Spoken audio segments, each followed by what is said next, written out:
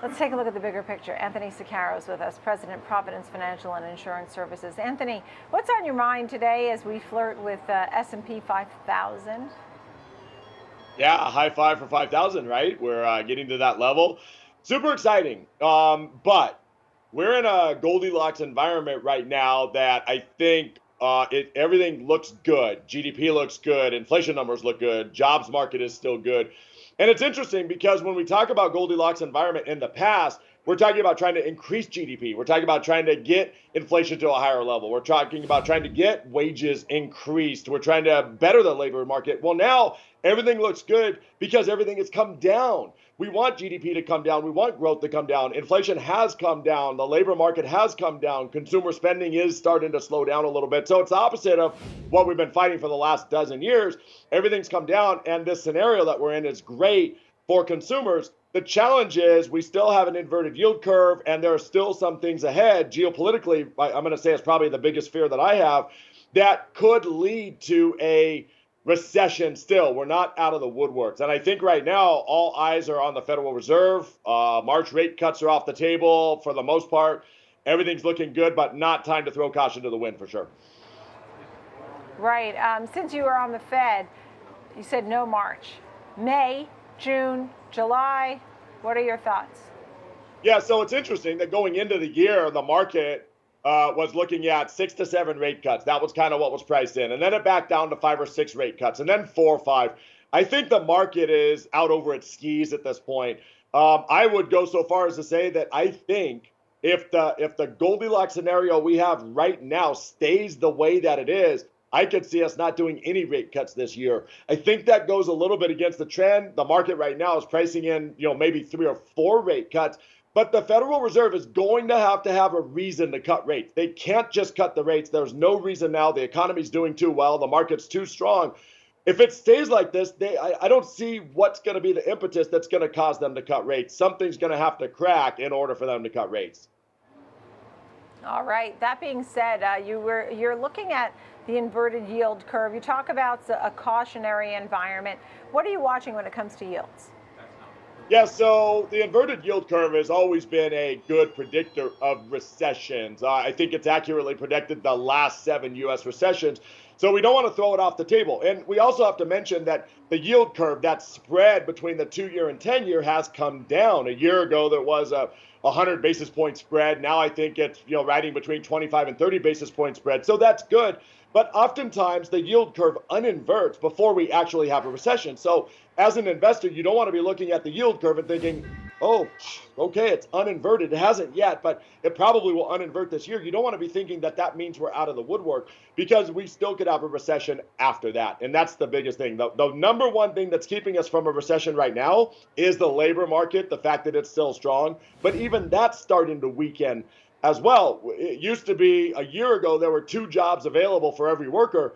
Now that number's come down to 1.4 jobs for every worker. I think there's 9.5 or 9.6 million jobs and only 6.5 million workers. So that's coming down. And if it gets down to a 1-to-1 ratio, even below that, that's what's going to cause or potentially cause the next recession if we have it at all. Yeah, are you worried? How worried are you about a recession? What kind of recession will it be? Will it be short-lived? Is it a rolling recession? For example, we went through housing first, and will it be in different areas? Or is it going to be really hard felt? Because right now you are seeing credit cards. People are already feeling nervous, right? They have these they've got to be the highest ever with their credit cards, highest debt ever. Delinquencies are, on the rise by more than 50% year over year. And the total credit card debt is $1.13 trillion. Yeah, 100%. The consumer is starting to crack. The consumer spending, or consumer savings has gone down. Debt has gone up. And you think about it, though, as long as consumers can get jobs, they're still going to be spending money. But there are some cracks and some weaknesses in the consumer. And I think that's going to continue, especially with interest rates that stay as high as they are. As far as recession is concerned, how worried am I? I'm not worried at all. Recessions are something that's good for the economy. And yet, there are some economists and the Federal Reserve that talks about the R word. They're trying to avoid the recession, but they're trying to get a slowdown. No, recessions are normal. Booms and busts and recessions are normal. It was 2 years ago. We weren't talking about whether there was going to be a recession. We were talking about how deep and how long it would be, how protracted it would be. Now, if there's a recession, it doesn't look like it's going to be long. It doesn't look like it's going to be deep. It's probably going to be shallow. So I'm not concerned about it at all. It is a natural part of the economy. And at Providence Financial, we focus on fixed income. Our firm works with retirees. So if you're getting income off your portfolio and you're living off your interest and dividends, a recession will not affect you at all. If you're invested for growth and you're about to retire and all of a sudden a recession comes and you lose a chunk of your portfolio right before you retire because you're invested wrong, then a recession could affect you. So it really depends on your age, time horizon, and the need for your money in the short run as to whether you're going to be affected or not by a recession. Yeah, we should have called this segment what you just said. You said recession can be good, and so your point is if you're invested in the safe haven of bonds, they, obviously less volatile, but the growth stocks, for example, could pull back or turn negative.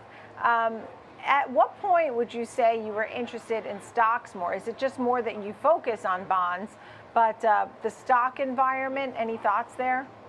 Oh yeah, 100%. And we don't just focus on bonds. There's a lot of investments that are not bonds but work like bonds, where the focus is on interest and dividends. And certainly stocks are a part of the mix. But when we put a portfolio together for our clients, even older clients, we're going to include dividend stocks as a part of that. And if you work with a money manager that knows what they're doing, you should be able to get 4 to 5% of yield on a highly diversified, high quality dividend stock portfolio. And what this does, no matter what stage of life you're in, is it gives you some certainty. If you're in retirement and you're living off your dividends, well, if the market drops and we get into recession, who cares, because you're not having to sell shares to get your income like you would be if you were invested for growth.